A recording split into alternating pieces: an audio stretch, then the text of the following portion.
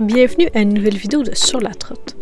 Malheureusement, dans cette vidéo-ci, je me suis trompée de câble pour mon micro, donc je vais faire du voice-over par-dessus toutes les séquences que j'avais déjà filmées. Désolée de la gêne occasionnée. Antoine m'avait dit hier soir « Ah, il annonce de la neige puis de la pluie demain. » J'ai dit « Ben oui, mais tu sais, c'est quoi les chances? La pluie, j'ai pas de problème, je peux le croire, mais pas la neige. » On est quand même à Tucson. J'étais au courant qu'on allait avoir de la neige là. C'est spécial voir les cactus avec de la neige. On va rester dans la vanne puis on va faire du montage. Le Fort Bowie est situé dans le Apache Pass, un endroit très convoité pour sa source d'eau Apache Spring, ce qui a mené à une bataille. Dès le 28 juillet 1862, les soldats de l'infanterie volontaire de la Californie construisirent le Fort Bowie. Le fort a été actif jusqu'en 1894.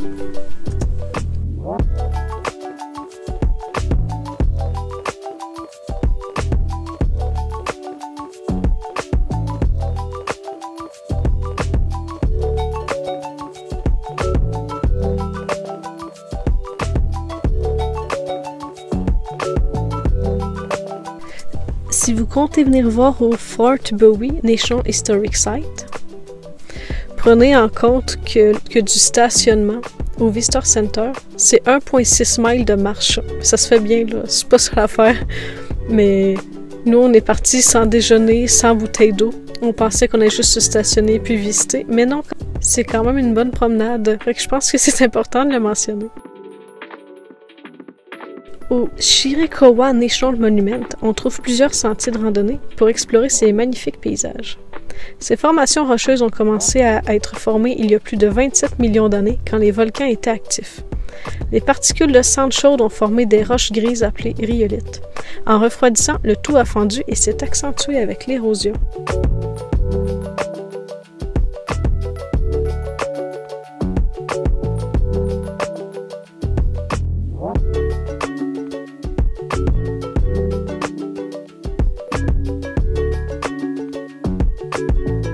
Honnêtement, c'est vraiment joli. Je suis vraiment surprise. Je savais pas que ce type de paysage-là existait en Arizona.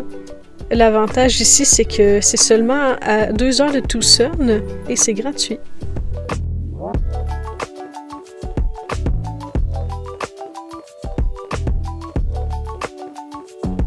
Il y a plusieurs sentiers aussi, autant de 0,8 km que des difficiles, exténuants. Fait qu'il y a une grande gamme de randonnées. Puis sinon, il y a la Scenic Drive en voiture qui est environ 10 km. C'est très rapide, puis ça nous permet de voir ces belles formations rocheuses-là.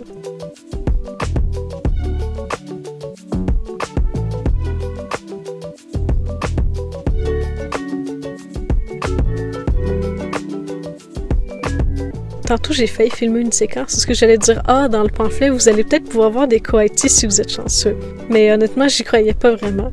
Écoutez, on vient de voir une famille complète. Fait que oui, c'est possible.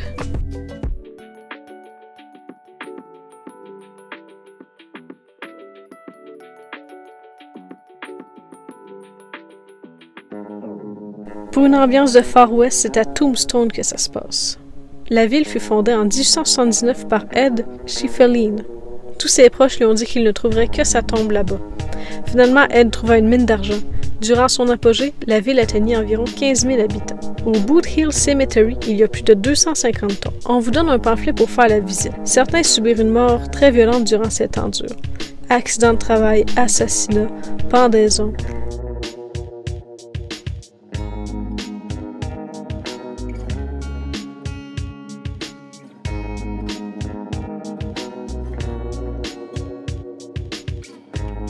Vous pouvez acheter au prix de 10 $ US un forfait qui vous donne accès au journal, accès au spectacle, visionner le film d'Historama.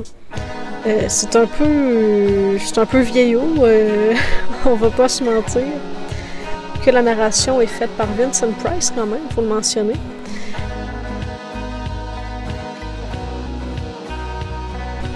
À cette époque, la prostitution était légale en Arizona. Une prostituée pouvait faire jusqu'à 30 $ durant une nuit, tandis que les miniers, durant 12 heures de travail, n'étaient payés que 3 $. Nous sommes allés au Tombstone Epitaph, le journal de la ville. On nous a remis une reproduction de l'édition qui relate la fameuse fusillade. Le bâtiment comporte aussi une exposition gratuite sur les moyens d'impression de l'époque.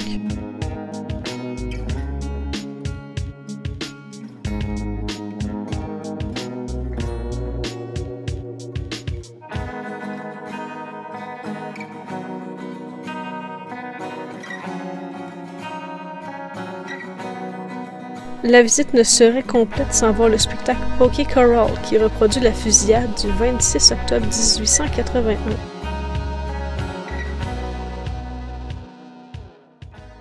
On est présentement sur le chemin vers le Saguaro National Park. Puis hier, sur le chemin de Tombstone, on a vu quelques saguaros. Les palmiers sont revenus. Maintenant, ça paraît qu'on est dans l'ouest. Le Deltaco est arrivé. Les Carl Jr. ont pris place au lieu du Hardee's. Les In-N-Out depuis un petit bout aussi, mais ils sont très présents. Des faits à propos des cactus saguaro. Après 15 ans, ils peuvent seulement être 1 pied de haut environ. À 30 ans, ils peuvent commencer à fleurir. À 75 ans, ils peuvent commencer à faire des branches. À 100 ans, ils peuvent atteindre le 25 pieds de haut. Puis ça peut peser jusqu'à 6 tonnes. C'est quand même très impressionnant. Avec toutes les images qu'on voyait, j'aurais pas cru que ça pouvait atteindre cette taille-là. Parce qu'honnêtement, c'est haut longtemps, là.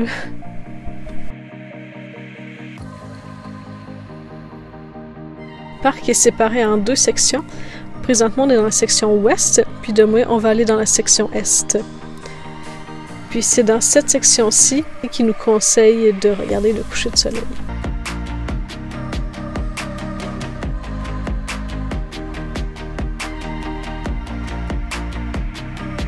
Le parc protège plus de 1,5 million de cactus.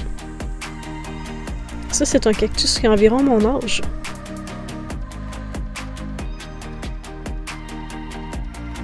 Aussi, les saguaros peuvent vivre entre 175 et 200 ans maximum. C'est énorme. Puis un truc qu'on a remarqué dans les hikes, dans les parcs nationaux aux États-Unis, souvent il y a des marches. Puis on vient de faire une demi-heure de marche, quand que c'est pas obligé d'en faire là. À la longue, on trouve que ça devient un peu tannant. Il aurait juste pu laisser ça en pente bien tranquille, puis ça aurait été correct.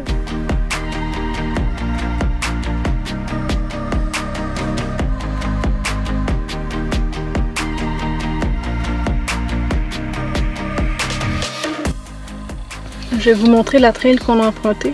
On a commencé ici. On a tout marché de la Youth Norris Trail. On a monté Debbie Wash Trail, qui est dans une ancienne rivière. C'est sableux tout le long jusqu'au retour à la voiture. Fait que, le verdict. Des marches, c'est correct. Puis du sable.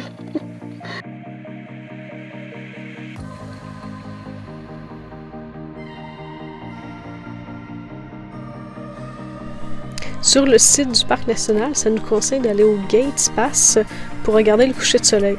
Par contre, on n'est pas entièrement satisfait. On veut aller à un genre de stationnement sur le bord de la route où on va pouvoir poser les cactus à leur hauteur.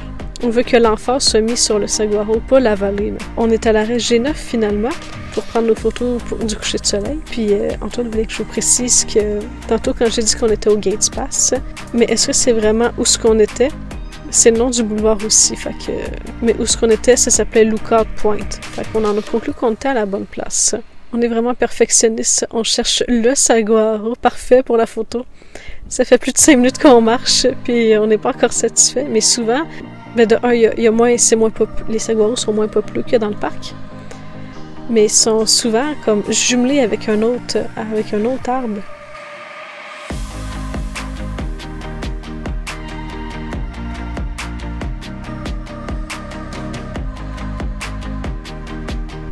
On vient tout juste d'arriver au Saguaro National Park côté est pour notre deuxième journée. Puis on est un peu confus là. Déjà hier, il n'y avait pas beaucoup de stationnement. Fait que si vous prévoyez aller hiker et tout, ça se peut qu'il faut que vous stationnez un peu plus loin que l'entrée de la hike. Déjà le Visitor Center, c'était serré. On arrive ici. Cool. Puis le Visitor Center, c'était vraiment plein. Il y a un extra parking qui a juste comme 8 places de stationnement. C'est complètement ridicule. Après, par la suite, on est allé vers un picnic area. 4 stationnements, c'était plein, évidemment. Une autre place, 3 stationnements, encore une fois plein. On est venu où que toutes les trains commencent, pratiquement, puis c'est plein. Fait qu'on s'est stationné dans un pull-out. C'est correct, là, mais à prévoir.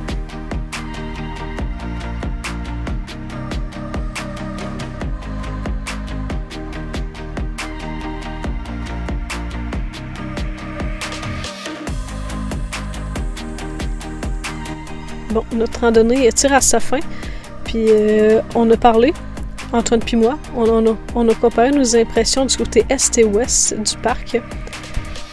Fait que voici nos analyses. Pour le Visitor Center, beaucoup mieux à l'ouest. Il y a plus de toilettes, la boutique est plus grande aussi. Par contre, à celui à l'est, il y a la fameuse étape en saguaro.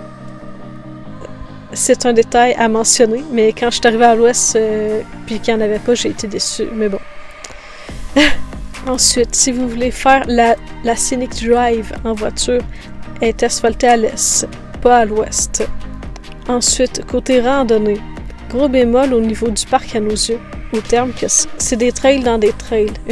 C'est tout le temps une boucle qui rentre dans une boucle, qui rentre dans une autre boucle. Ce qui fait que tout le monde rentre à la même place pour hiker, donc il manque de stationnement. Il n'y a pas beaucoup de stationnement à la base non plus, mais ça l'aide pas. Ensuite, côté est, la diversité au niveau cactus, c'est ici que ça se passe. L'aménagement, si on peut dire, est comme plus intéressant. On est dans le bas, on est dans le bas et entouré de montagnes. Fait que c'est intéressant. À l'ouest, les randonnées qu'on a fait, nous, on était dans les montagnes. Puis ensuite, on descendait. Donc on avait une belle vue d'ensemble. Dans le meilleur des mondes, c'est de se rendre aux deux, parce qu'on a vécu une expérience totalement différente dans les deux, ce qui est quand même très pertinent. Marcher en ce moment à même les saguaros et hier, une belle vue d'ensemble. Mais il reste que si vous allez à l'est ou à l'ouest, vous allez faire un bon choix. Le paysage est magnifique. Il y a des saguaros à la tonne. Du côté est, on a vu beaucoup plus de cyclistes. On a commencé ici, on a monté. Ensuite, Pink Hill Trail. On a descendu sur la Loma Verde Trail. Ensuite, on est revenu par là, on a redescendu, puis on est arrivé au stationnement. Aussi, au Visitor Center se trouve un petit jardin de cactus qui est très informatif. Plusieurs espèces sont identifiées et il est expliqué lesquelles peuvent être mangées, utilisées pour se soigner ou encore faire du lavage avec.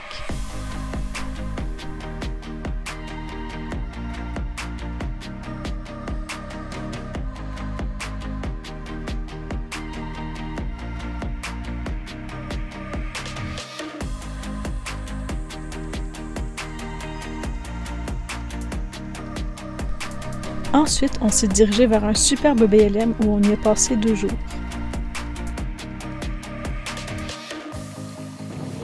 Bye!